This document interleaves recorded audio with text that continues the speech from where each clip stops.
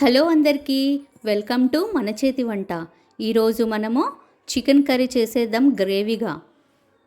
First 1 kg of chicken తీసుకున్నామండి. దాంట్లో lemon juice, salt వేసి బాగా కడగండి. కడిగి పెట్టుకున్న చికెన్ తీసుకొని మీకు తగినంత కారం వేసుకోండి, పసుపు, సాల్ట్, అల్లం పేస్ట్ వేసి బాగా కలిపేసేయండి.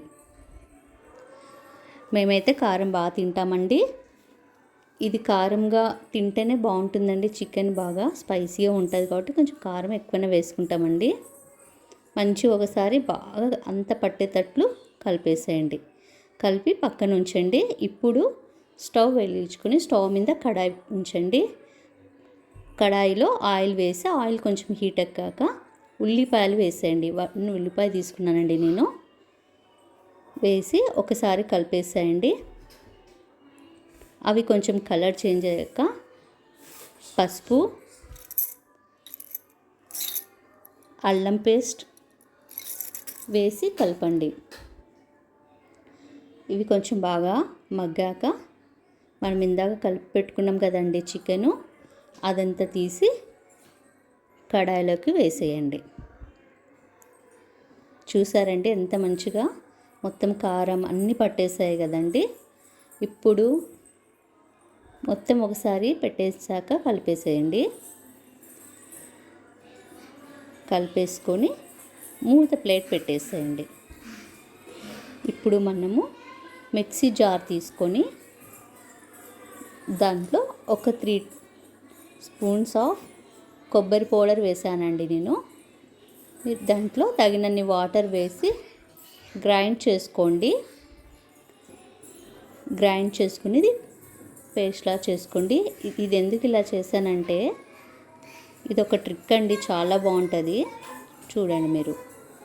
ఇప్పుడు మనము ప్లేట్ తీసుకుని ఒకసారి కలుపుకొని పెట్టుకోవాలండి. మరొకసారి ప్లేట్ నుంచి ఒక 2 మినిట్స్ అయినాక చూడండి. చూసేసారా? ఇప్పుడు మగ్గిందా లేదని నేను చూస్తున్నానండి. ఇప్పుడు మగ్గిపోయిందండి, 70% మగ్గింది. ఇప్పుడు టమాటా వేసేస్తున్నానండి నేను. టమాటాస్ తొందరగా మగ్గిపోతాయి కాబట్టి లాస్ట్లో వేసేస్తామండి. టమాటాస్ వేసి ఒకసారిగా మొత్తం కలిపేసేయండి.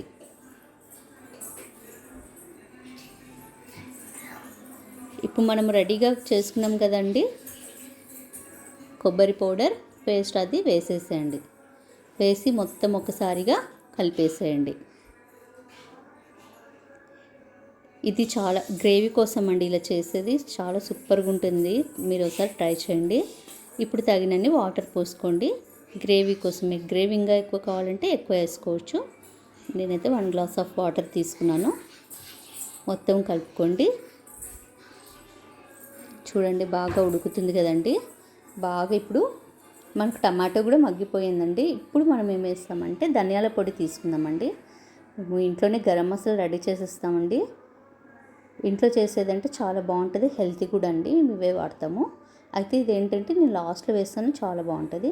చూసారంటే మొత్తం మగ్గిపోయింది, ఆయిల్ అంతా బయటకు వచ్చేసింది కదా. మన కూర రెడీ అయిపోయినట్లే అండి. కొత్తిమీర వేసేసి మొత్తం కలిపేసండి ఒక్కసారిగా.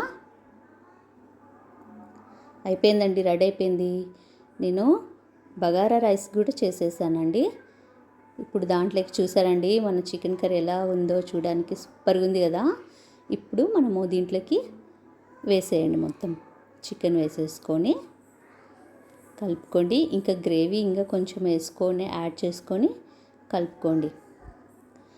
చాలా బాగుంటుందండి. ఇలా బగారా రైస్ కానీ, వైట్ రైస్ కానీ, చపాతీస్ కానీ దేంట్లోకైనా ఈ గ్రేవీ చికెన్ సూపర్ టేస్ట్ ఉంది. ట్రై చేయండి.